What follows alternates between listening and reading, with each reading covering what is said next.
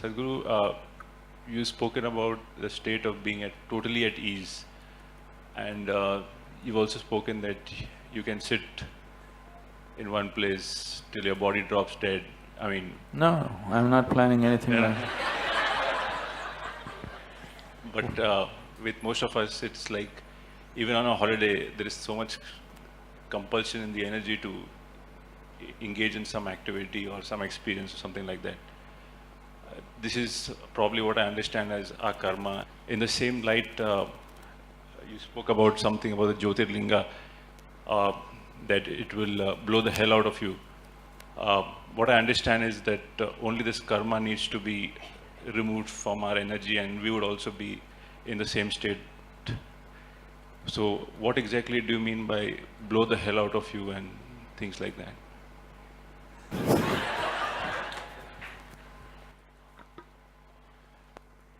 So, I mean that literally, to blow the hell out of you. Why are you keeping the hell alive? Is it not time to blow the hell out? No? You don't think so? The same thing, she said, love, light and laughter simply means to blow the hell out of you, isn't it? You have been nurturing hell within you for a long time. It's time to blow the hell out of you, isn't it? How to blow the hell out of you? Don't make me… We'll do love, light, no laughter. So what can we do? You can't sit in one place. One thing is, physical body has limitations. Do you agree with me? Yes.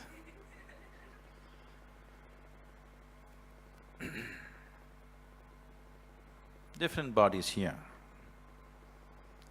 are in different levels of capability, isn't it?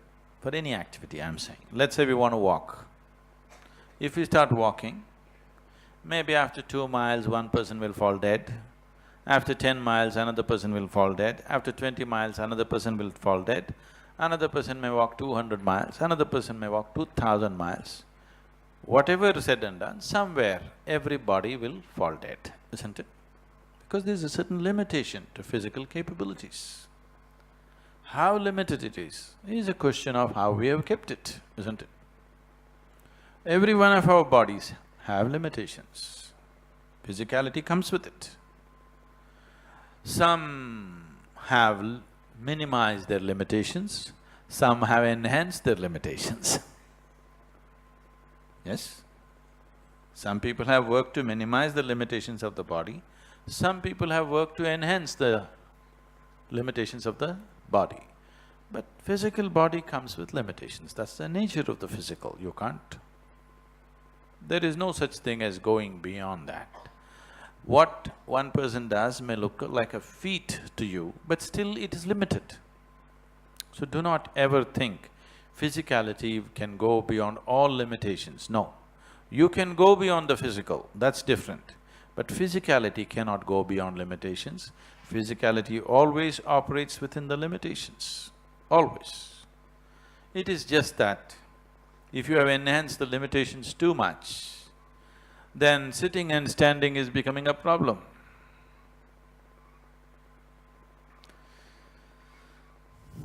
Are we suffering already? Suffering the satsang.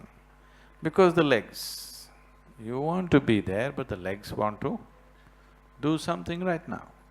That's why we taught you to do… how to do so many things with your legs. Are you doing those things? We started with a butterfly and do this and that, do many things with your legs. Now your legs are little more, the limitations are minimized, not gone, minimized. So that goes for the whole system in so many different levels. So that's not the real issue.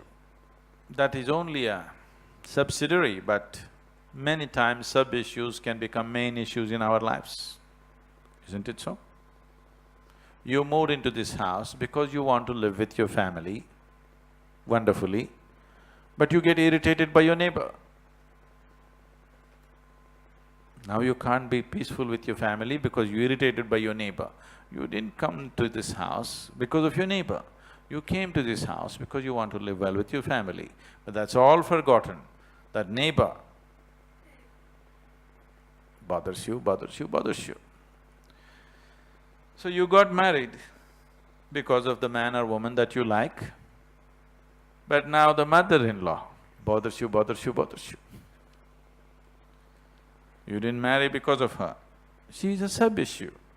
But sub-issue can become the main issue if you get involved in those sub-issues in a certain way.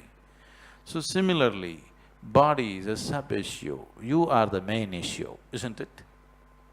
Yes? But if you do not take care of the body in a certain way, body will become the main issue. You can't help it. Many things in our lives are like this. What is a sub-issue? If you do not take care of it, you do not pay necessary attention to it, it can become the main part of your life. Has it happened to you on many levels? No? It has happened many times, isn't it? Sometimes it can rule your whole life. Suppose you don't take care of your body well and some ailment came to you, now your life will not be about your family, about your work, about your life, about your passion, it'll all be about your body. Yes or no? It's become the main issue, nothing else. It'll not allow you to do anything else. So, taking care of these little things is important. Now you want to meditate. Why should I bend my body every day? I just want to meditate. That's not it. You have to bend it every day, otherwise this damn body will not let you meditate. You want to meditate, you have to keep your pet happy. Otherwise, just when you sit for meditation, he'll come and lick your face up. You have to take care of those things, isn't it? If you want to meditate, you must ensure all the mosquitoes are at least driven to your neighbor's house. Otherwise, they won't let you meditate. So all these little things in life, which are very little, can suddenly hijack your life and become the main issue of your life. Right now, you close your eyes and sit here really looking for spiritual enlightenment. But there are 24 mosquitoes here who see you as a wonderful dinner.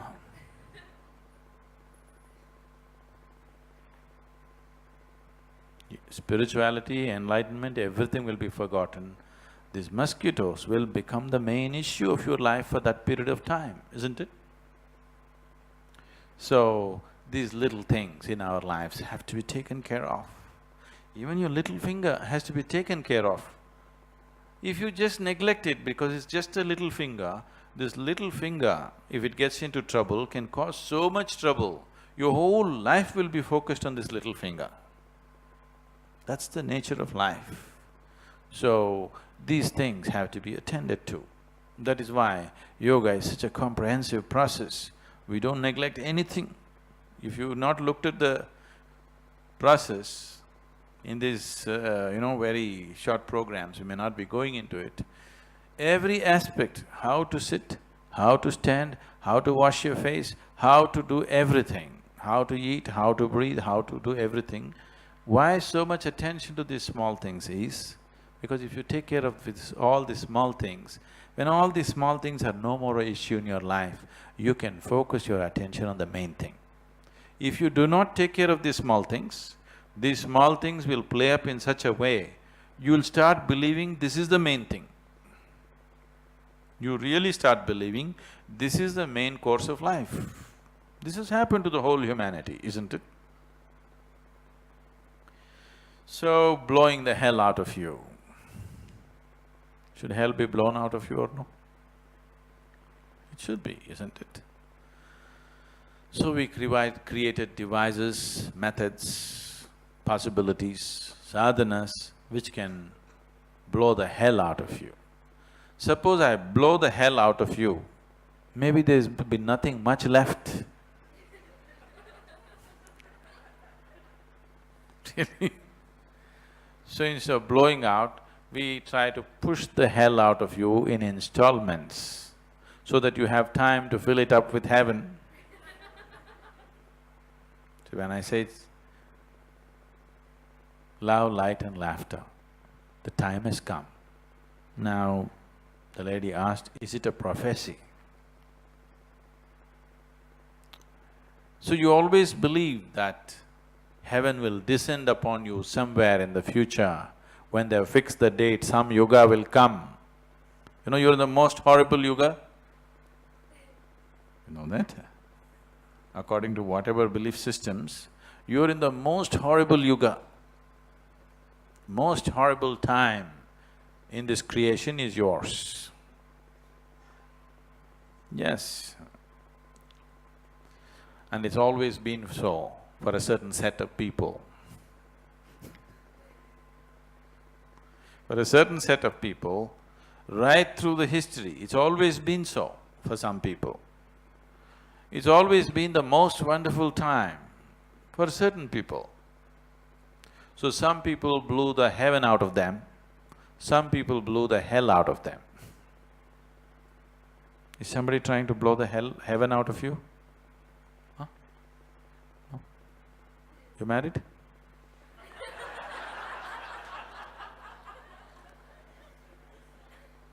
So nobody is trying to blow the heaven out of you. So let's blow the hell out of you. Both are there in you, isn't it? Yes? Both are there, isn't it? Moments of sweetness and joy, moments of misery and unnecessary pain, both are there, isn't it? So there is hell and heaven out of you, the choice is just this, which one do you want to blow out? So I'm talking about blowing the hell out of you. So in this tradition, we created a whole variety of devices, a whole variety of practices and sadhanas, so that you can blow the hell out of you.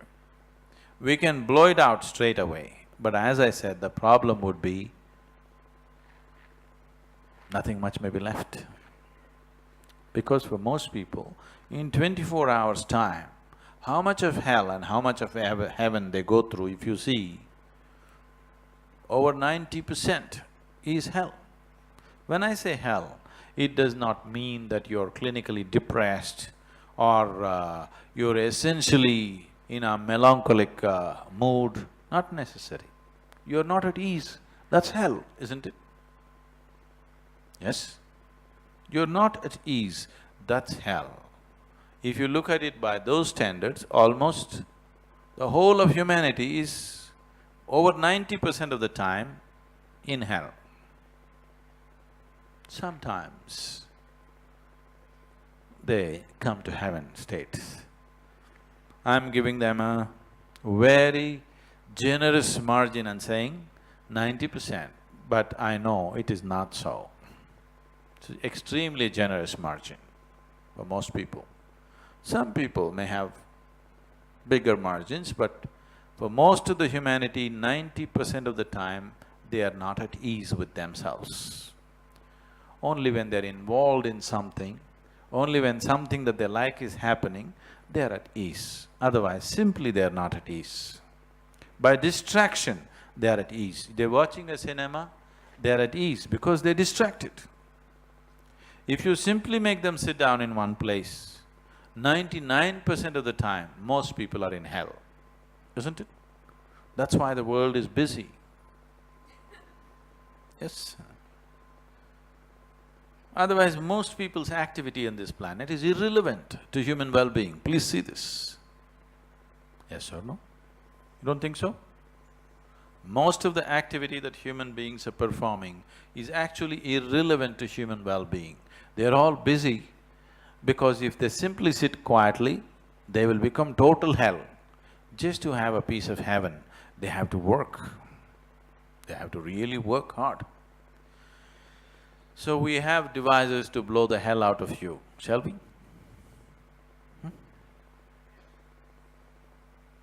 Why are you in the cricket team? Why are you looking so depressed? You're not in the cricket team. Don't, because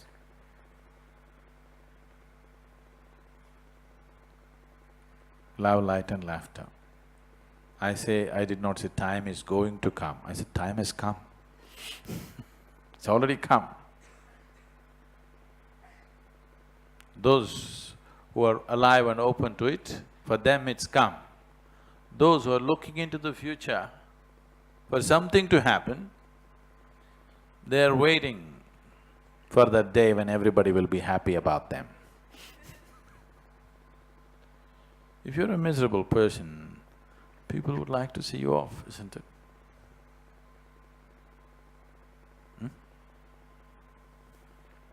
So I was joking, today when I came to the Coimbatore airport, more than 100 people gathered and they're all there. I said, why are you all so happy that I'm leaving? Have I lived like that? Have I done something that everybody is happy that I'm leaving? They all put on a sad face. I said, don't do that, be happy.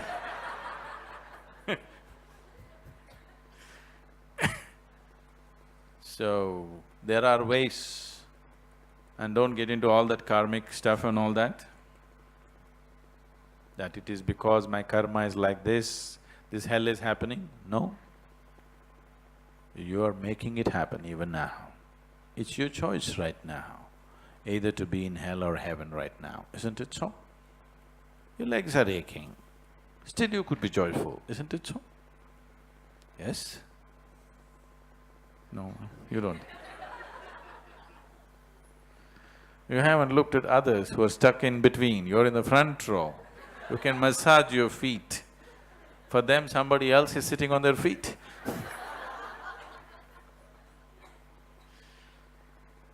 I seem to have a compulsory, like you said, if activity disappears from… We'll come, we're just coming, you're not done. Don't be in such a compulsive state to ask more questions. We're just enjoying the hell a little bit. So, one day, George W., many years later, not now, I'm not wishing any such thing. Many years later, sometime in future, I don't even want to fix a date, many years later, George W. went to heaven. And they welcomed him. They said, what do you wish? What's your wish? So George W. said, I really want to see if, all those evil terrorists, they're all suffering sufficiently in hell. I would like to see, can I have a tour of hell? So Saint Peter said, fine, if that's your wish, we'll take you on a tour of hell.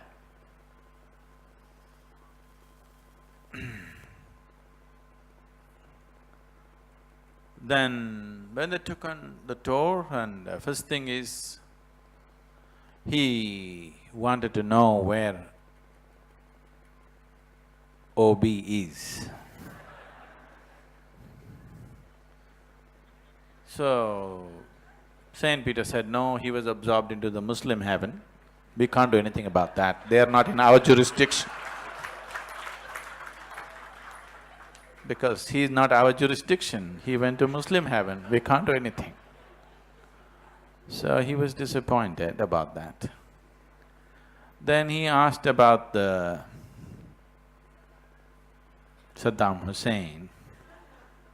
He said, see, he also carried Quran in his hand at the last moment, so he also went to Muslim heaven, they're not our jurisdiction. I said, okay. Then he thought of he wanted to think of some historical name, and history was not his forte.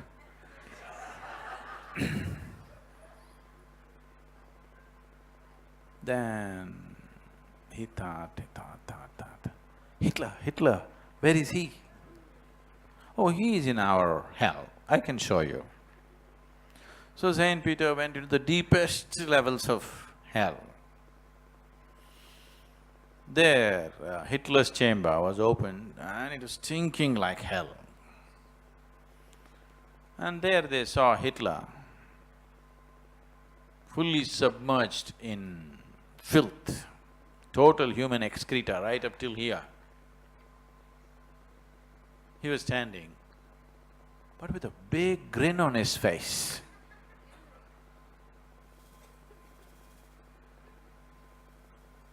George W.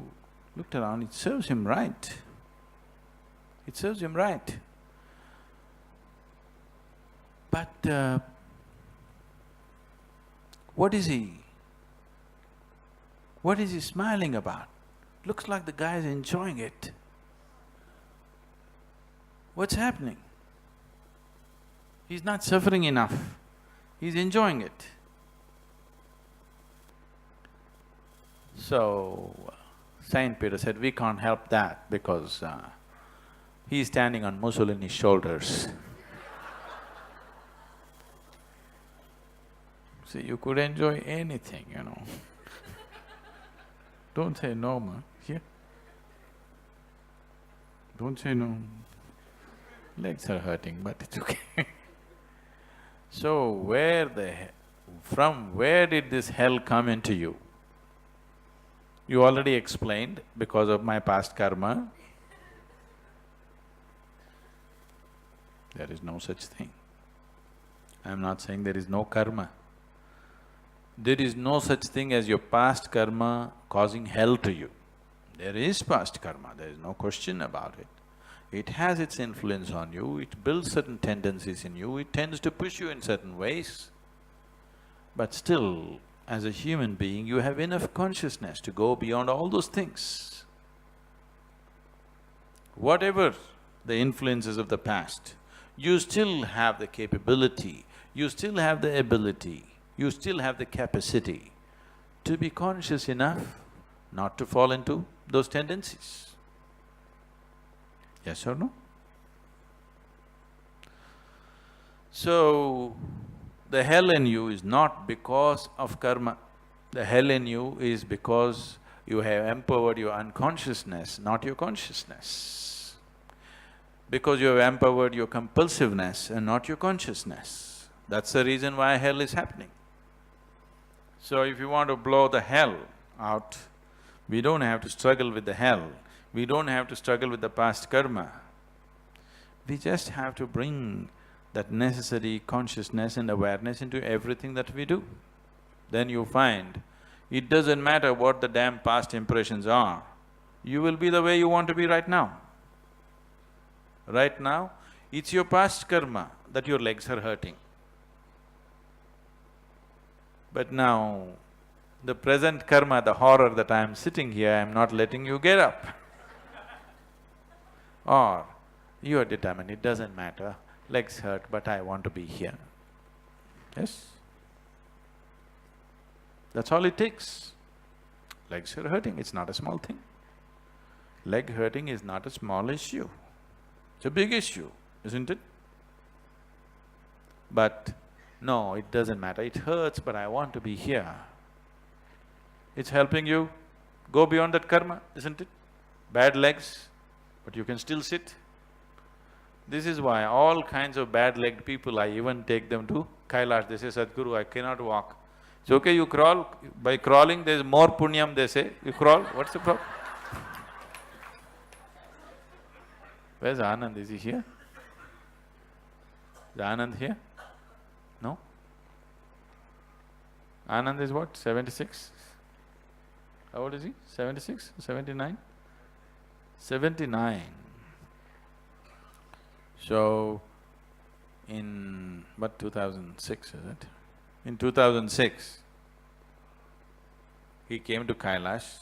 You will see here in this hall, he'll walk like this. Always you think any moment he's going to fall off, so unsteady on his feet. But he's got one big laughter. I wish he was here today. So he came to Kailash. So, these people who were trying to have an easy ride on the yak were thrown all over the place. But Anand said, Sadhguru told me I can do it, I'm going to do it. Everybody's pleading, Anand, this is not realistic. Sadhguru says things.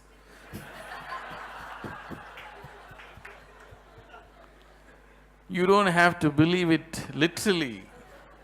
You get onto your horse. You are not going to make it. You're 79 and you can't walk 100 feet properly. This is 14 kilometers. At 18,000 altitude, you will kill yourself. The doctors are pleading, don't do this, you will die. Here. Sadhguru said, I can walk. And he walked all the way. They came and told me, Sadhguru, tell him not to walk, he will die.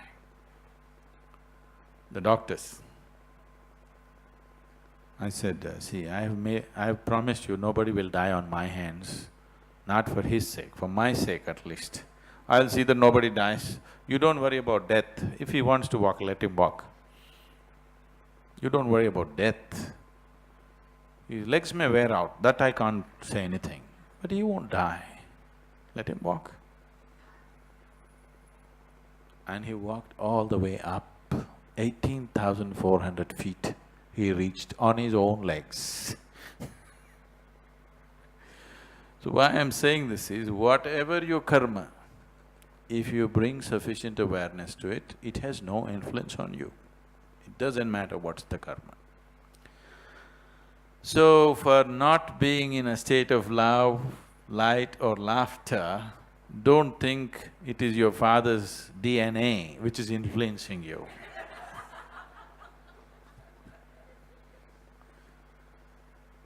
It is just that you've not made it happen, that's all. This karma thing, I think, caught on too much with this Mystics Musings book. Huh? So don't talk about karma as an outside influence. This is your karma.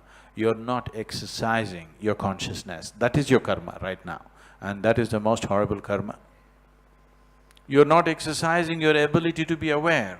That is the bad karma that you're performing right now. All the old karmas, you don't bother.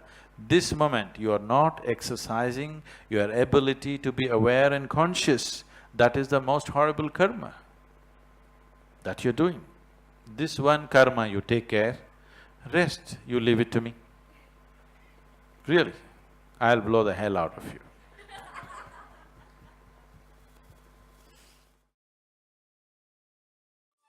Action for Rural Rejuvenation is a rural revitalisation programme offering medical care, community rehabilitation and human upliftment to more than 3,500 villages in rural southern India. Village games and inter-village tournaments are organised for community joy, reducing addictions and promoting social bonding above caste, creed, religion or economic status.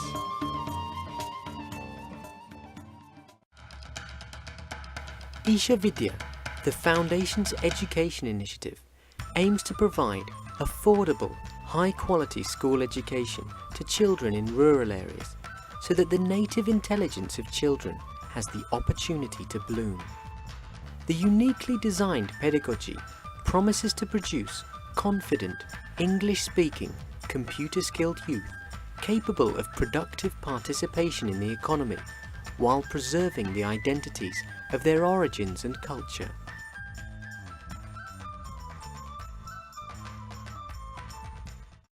Project Green Hands is a massive public reforestation effort aiming to plant 114 million trees. The project seeks to inspire people around the world to keep this planet habitable for future generations and establish a culture of care for the environment.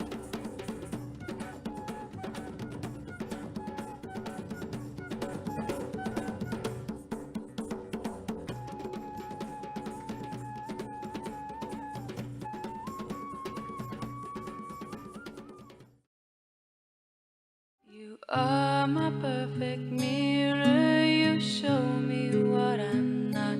In the endless pit of what once was me, layer and layer you peel off me.